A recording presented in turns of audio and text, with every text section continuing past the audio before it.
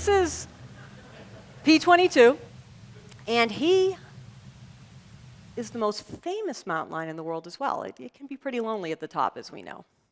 Those lights you see is the city of Los Angeles, what most of us would think is a pretty unlikely place for a mountain lion to make a home. How did he get there? And why is he so lonely? Well, P22's story is an important one, not only because it transformed my life's work, but because it is changing the way people think about wildlife and wildlife conservation. He grew up Santa Monica Mountains, about 20 miles west of Los Angeles, and he was probably a pretty adorable kitten. He had fun in his childhood, playing with his litter mates, and Mom taught him how to hunt deer. But the teenage years get rough for mountain lions. They are solitary creatures, and they have to disperse when they come of age to find a new home. Males especially will not occupy the same territory, and they will often fight for the death. They also have enormous home ranges, 250 square miles. So for P22, when he needed to find a new home, he had to travel. It wasn't a matter of just moving to the next town, like for some of us. Here's the problem. The Santa Monica Mountains, while containing plentiful open space, is a highly fragmented landscape. It's segmented by urban development and LA's infamous freeway system. So when P22 had to find a new home, when he came of age, he did something quite astonishing. He crossed the 405, walked through cities like Beverly Hills and Bel Air undetected, and somehow made it across the 101. These are two of the busiest freeways in America. When I drive on them, I barely make it across in a car. For a mountain lion, this is pretty remarkable. He finds a home in Griffith Park. It's open space, but what he also finds is an island of green in the middle of a city, and 10 million people that visit this park every year, playing golf, riding the merry-go-round, walking their dogs. This is a highly peopled landscape in the middle of a city. It's also only 8 square miles, the smallest known home range ever recorded for a mountain lion. You can see the Hollywood Hills peeking out in the middle of the city. I can't overstate how much this is city living for a mountain lion. But P22 is somehow working it out. He was discovered from a remote camera. These cats are extremely stealthy. They're called ghost cats. And I can tell you the researchers who were used to seeing coyotes and skunks and possums were just like, oh my God, this is a mountain lion in the middle of the second largest city in our country. Word got out. Martha Groves of the LA Times broke the story. He was featured on the front page of the Wall Street Journal, in magazines like Time and The New Yorker, broadcast on the BBC World News and NPR. I mean, how many cougars do you know have been interviewed from Marketplace? P22 has.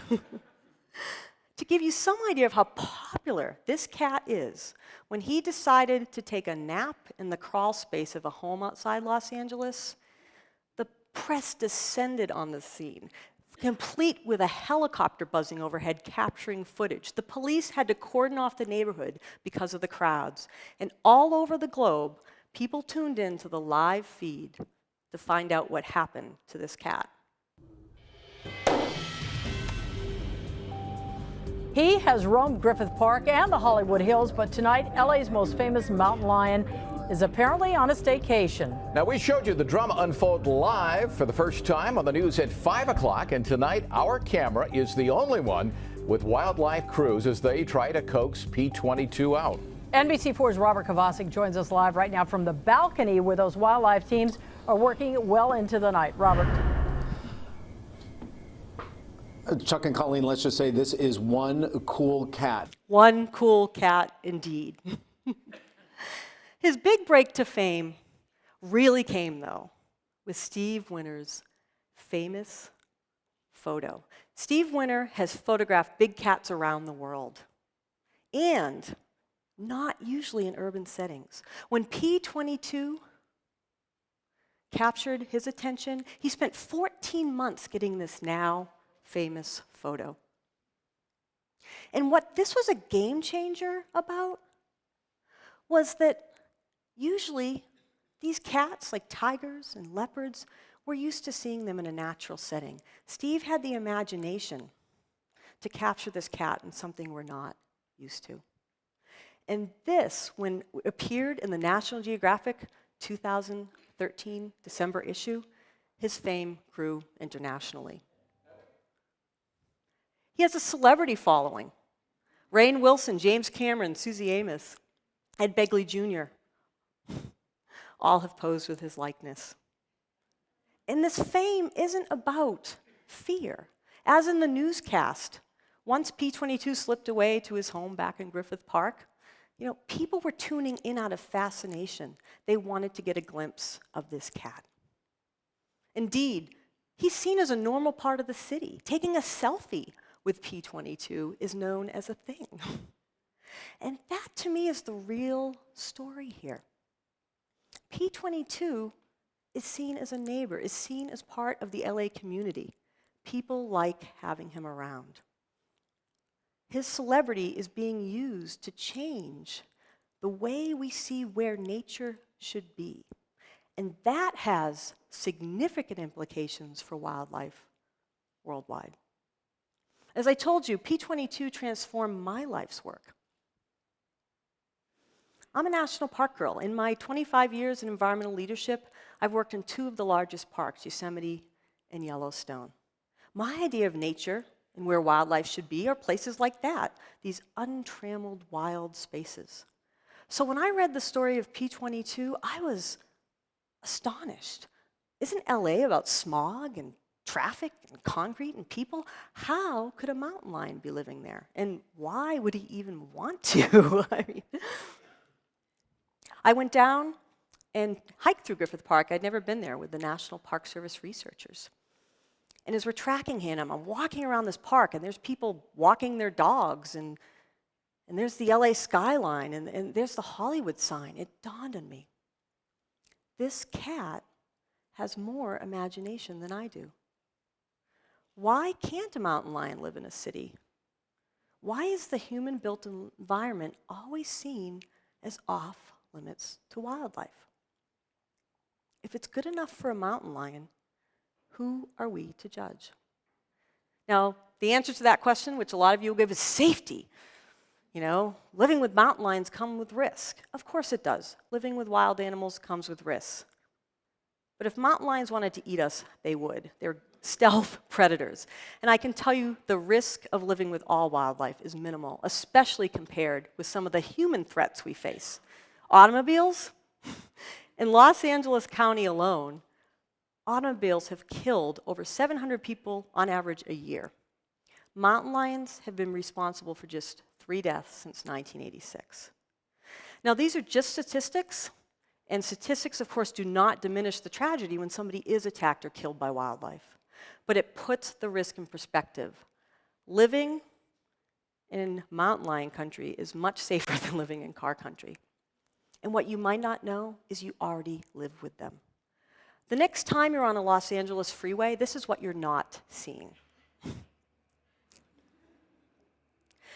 It is about changing our perceptions of nature and where wildlife can be. I want you to look at these photos. And as you're looking at them, I want you to really be honest with yourself. Does something seem off to you?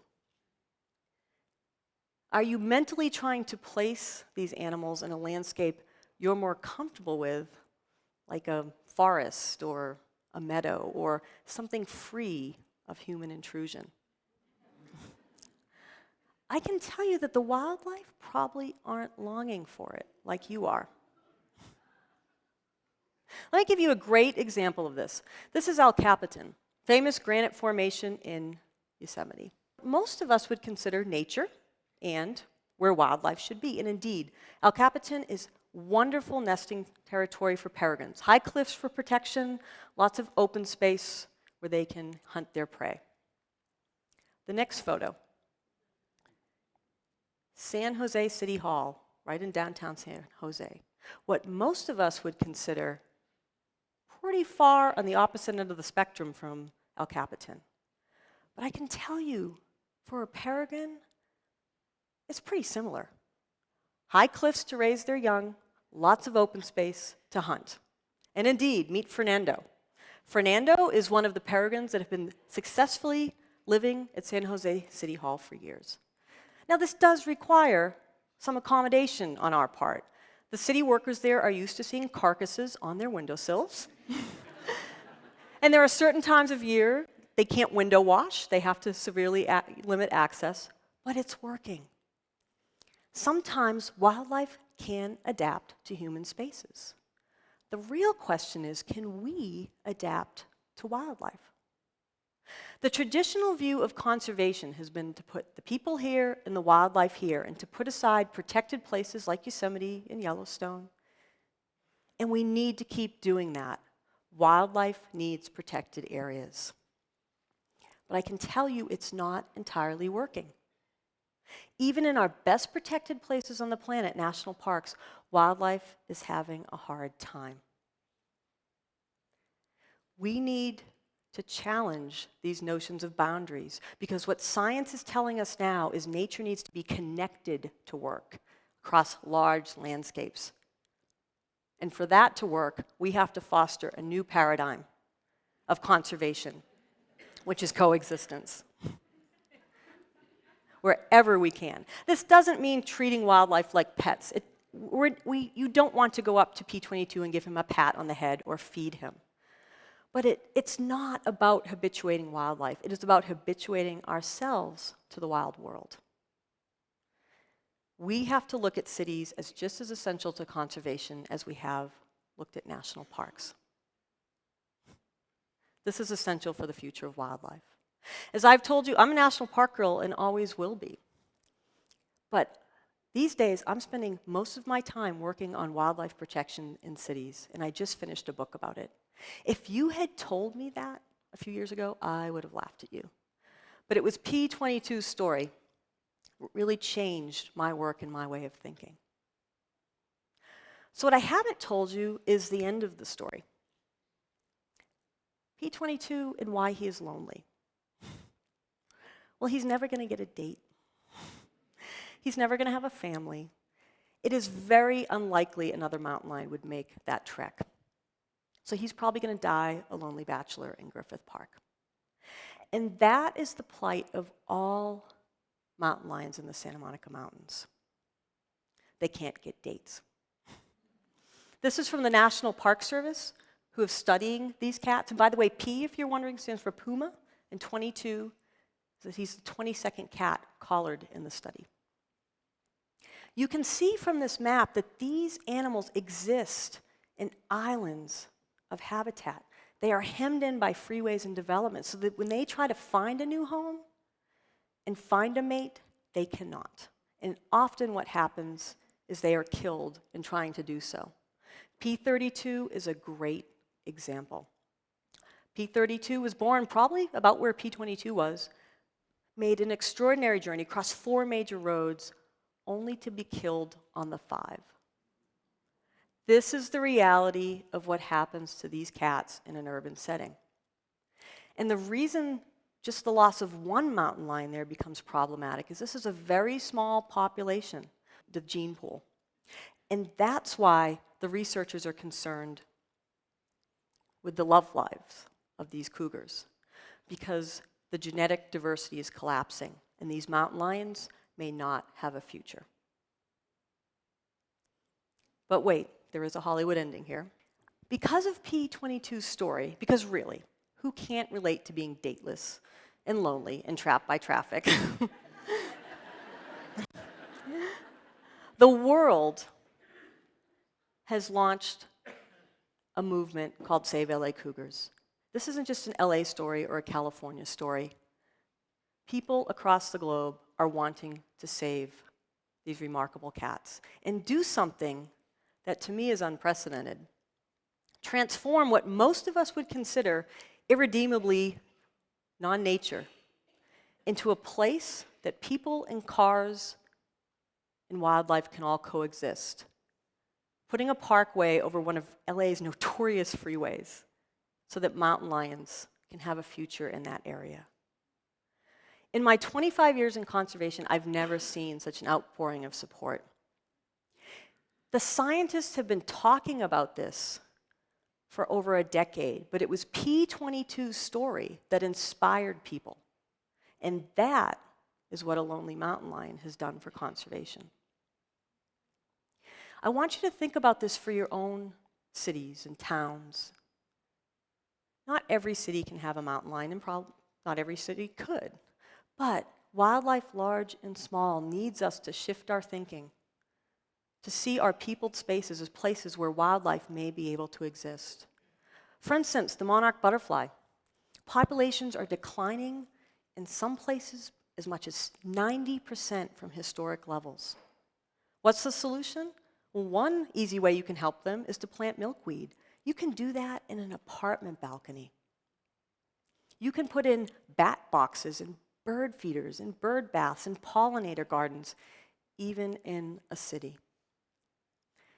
We have to shift our thinking for wildlife to have a future. And sometimes it's as simple in our peopled and shared spaces as just slowing down and letting wildlife have their way.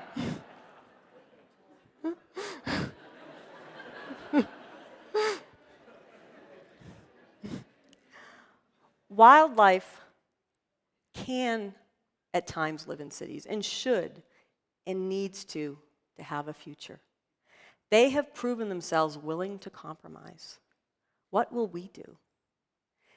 If Los Angeles can coexist with a mountain lion, if the city that gave us Carmageddon can transform one of its infamous freeways into parkland because of the story of a lonely cougar, I think the sky's the limit. Thank you.